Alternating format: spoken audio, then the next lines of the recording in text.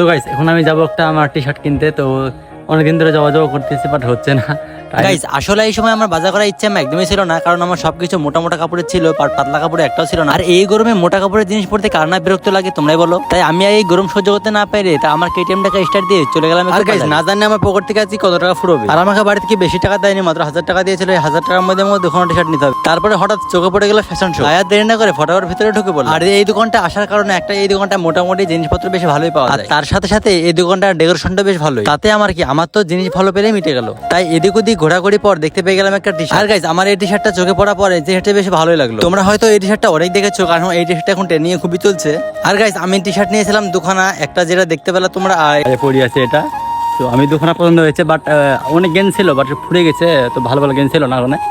তো এইটা মানে আগেটা যেটা দেখালাম চেনালা ওটা, আর হিপ হপটা। তো কেমন লাগছে তোমরা কমেন্টে বলবে। চলো দেখা হচ্ছে নেক্সট ব্লগে, বাই।